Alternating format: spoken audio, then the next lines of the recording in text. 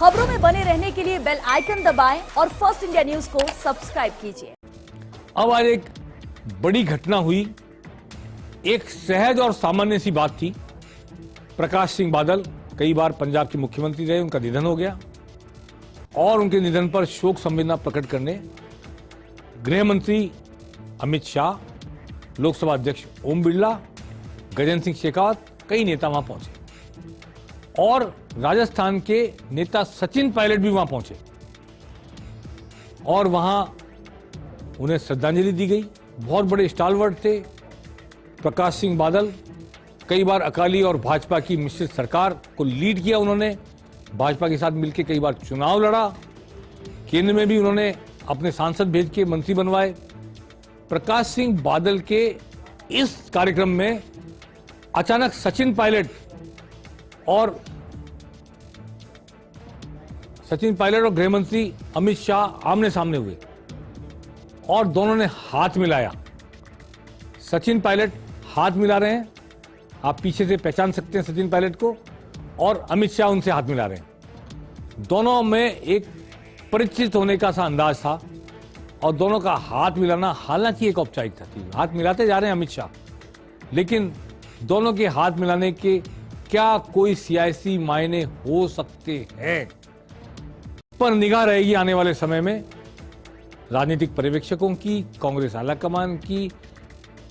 खुद सचिन पायलट और अमित शाह एक दूसरे के बारे में क्या सोचते हैं ये तो वही जाने, लेकिन चूंकि सरकार गिराने का एक एफर्ट हुआ था मानेसर के जरिए और बराबर सचिन पायलट कांग्रेस के भीतर असंतुष्ट चले आ रहे हैं, इसलिए पायलट की संयोगवश हुई मुलाकात, मैं ये नहीं कह रहा कोई प्लान्ड मुलाकात है, संयोगवश हुई ये मुलाकात भी हाथ मिलाना कोई संदेश दे रहा है क्या, इस पर हमें आने वाले समय में देखने को मिलेगा क्या कुछ निकल कर आता है। और सचिन पायलट की जब बात चली तो बात चलेगी कांग्रेस के अंदरूनी हालात की। मैंने पहले भी कहा था कि अंदरूनी हालात कांग्रेस के और बीजेपी के लगभग एक जैसे हैं। कांग्रेस में सचिन पायलट का इशू है और बीजेपी में वसुंधरा राजे का मुद्दा है, और वसुंधरा राजे के लिए आलाकमान क्या फैसला लेगा ये मुझे लगता है कर्नाटक चुनाव के नतीजों पर निर्भर करेगा। उनके नतीजों के बाद पता लगेगा। वैसे आमतौर पर कहा जा चुका है कि मोदी के फेस पर चुनाव लड़ेंगे, किसी को मुख्यमंत्री का उम्मीदवार घोषित नहीं करेंगे। लेकिन वसुंधरा राजे का क्या वजन रहेगा विधानसभा चुनाव में, क्या अहमियत दी जाएगी उनको, उनके सुझावों को, उनकी रणनीति को, उनके समर्थकों को टिकट देने के मामले में, ये सब मुझे लगता है कर्नाटक चुनाव के नतीजों के बाद तय होगा। बीजेपी आलाकमान, यही स्थिति कमोबेश कांग्रेस आलाकमान की। कांग्रेस आलाकमान भी कर्नाटक चुनाव तक चुप रहना चाहता है, लेकिन सचिन पायलट के बारे में कांग्रेस आलाकमान ने मन बना लिया है। कांग्रेस आलाकमान ने अपना मैंडेट लगभग तय सा कर लिया है, ऐसा मुझे अनुमान लगा है। हाल ही के कर्नाटक दौरे में राष्ट्रीय कांग्रेस अध्यक्ष खड़गे के साथ मुख्यमंत्री अशोक गहलोत की एक मुलाकात हुई। ये मुलाकात 1 से 1.5 घंटे तक चली, लंबी मुलाकात थी। उनके घर हुई, खड़गे के घर, और आप चित्र में देख रहे हैं ये 1 से 1.5 घंटे तक चली और कर्नाटक चुनाव से ज्यादा बातचीत राजस्थान के चुनाव को लेकर हुई, राजस्थान के हालात को लेकर हुई। मुझे ऐसा अनुमान लग रहा है या मुझे ऐसे संकेत मिले हैं कि आलाकमान भूल जाओ और साथ मिलकर चुनाव लड़ो, ये संदेश देने वाला है 13 मई के बाद। बीती बातें भूल जाओ, एक तरफ मानेसर की बगावत, एक तरफ 25 सितंबर और एक तरफ 11 अप्रैल का अनशन। तीनों चीजें एक दूसरे के पैरेलल अगर खड़ी हैं तो कहीं पर कोई कटघरे में है, कहीं पर कोई कटघरे में है। आलाकमान ये मैसेज देने वाला है, ऐसा मेरा अनुमान है, मुझे ऐसे संकेत हैं 13 मई के बाद कि बीती बातें भूल जाओ और सब मिलकर लड़ो चुनाव, और चुनाव लड़कर सत्ता में कांग्रेस को लेकर आओ, फिर देखी जाएगी। अब यह तय है कि अगला विधानसभा चुनाव कांग्रेस अशोक गहलोत के नेतृत्व में ही लड़ने जा रही है।